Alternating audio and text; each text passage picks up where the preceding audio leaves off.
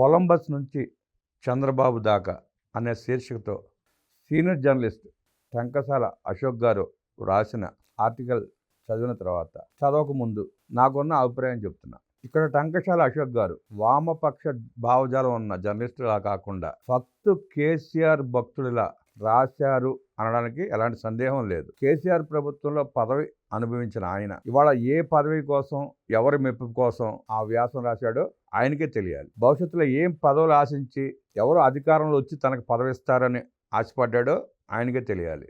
టంకసాల అశోక్ గారు గుర్తుంచుకోవాల్సింది ఏంటంటే, చంద్రబాబు నాయుడు గారిని పొగిడితే మీ ఇమేజ్ పెరుగుతుందేమో కానీ ఆయన్ని విమర్శిస్తే మీకు ఇమేజ్ ఉందో లేదో తెలియదు కానీ ఇంకా అంద పాతాళానికి నెట్టివేయబడతారు అన్న తోయ మీకు ఉండాలి. ఇలాంటి దిగజారుడు వ్రాతల వల్ల మీరు ఇంకా దిగజారడం తప్ప ఉపయోగం ఉండదు. అశోక్ గారు ఈ ఆర్టికల్ చదవక ముందు టంకసాల అశోక్ గారు ఒక మేధావి అనుకునేవాళ్ళం, కానీ ఆయన అతి తెలివితేటలో ఉన్న ఒక సాధారణ జర్నలిస్ట్ అని ఈ ఆర్టికల్ చదివినాక అర్థమైంది. చంద్రబాబు నాయుడు గారు హైదరాబాద్ని అభివృద్ధి చేశానని చెప్పింది ఐటీ కోణంలో తప్ప చార్మినార్ నేనే కట్టాను, అసెంబ్లీ నేనే కట్టానని ఎప్పుడు ఆయన చెప్పలా. సైబరాబాద్ అనే నగరాన్ని నిర్మించి లక్షల మందికి ఐటీ ఉద్యోగాలు కల్పించిన దార్శనికుడు మాత్రం ఆయనే. సైబరాబాద్ నిర్మాత మాత్రం ఆయనే. కాదని అనగలవా టంకసాల అశోక్ గారు?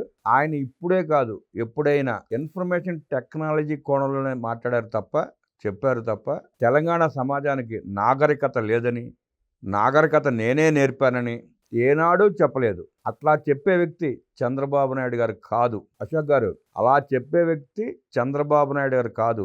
మీరు అభిమానించే, మీరు పాద పూజలు చేసే వ్యక్తులు మాత్రమే అలా చెప్పుకుంటారు. టంకసాల అశోక్ గారు ఉమ్మడిగా ఉన్నప్పుడు ఆంధ్రప్రదేశ్లో ముఖ్యమంత్రిగా చంద్రబాబు నాయుడు గారు పనిచేసినప్పుడు దగ్గరుండి చూసిన వ్యక్తి.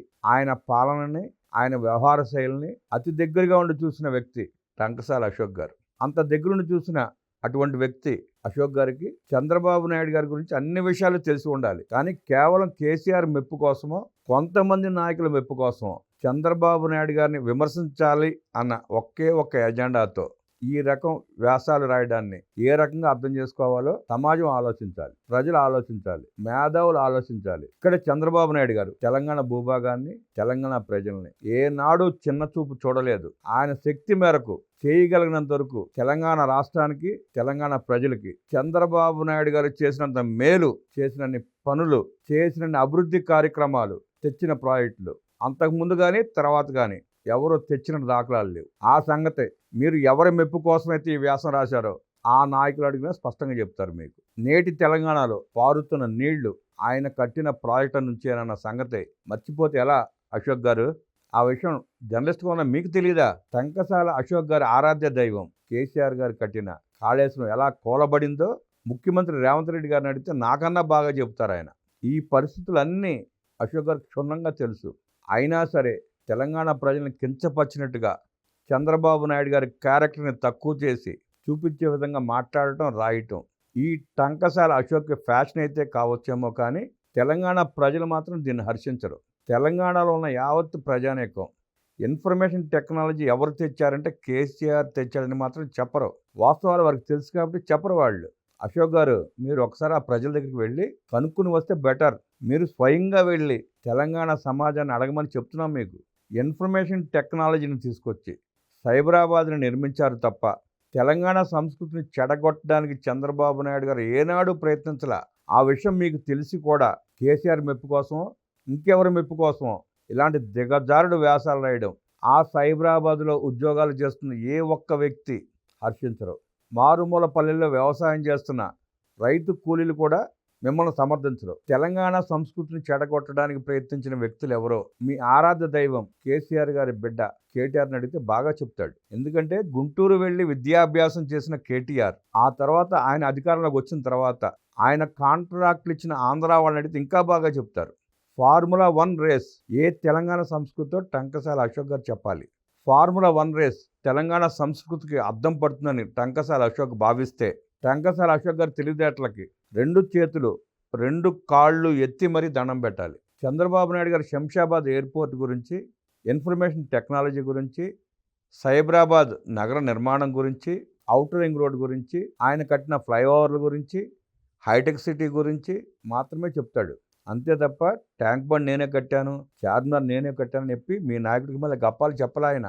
చరిత్రకారుడు కూడా అయిన టంకసాల అశోక్ ఈ వాస్తవాలు ఆయనకి తెలియకపోతే మేధావులను అడిగి తెలుసుకోవాలి, ప్రజలను అడిగి తెలుసుకోవాలి. ఆ తర్వాత ఇలాంటి వ్యాసాలు రాయాలి. హైదరాబాద్ సంస్కృతిని కించపరిచేలా ఈ వ్యాసం రాసింది టంకసాల అశోక్. హైదరాబాద్ సంస్కృతి విఘాతం కలిగించే మత కలహాలను అడ్డుకున్నది చంద్రబాబు నాయుడు.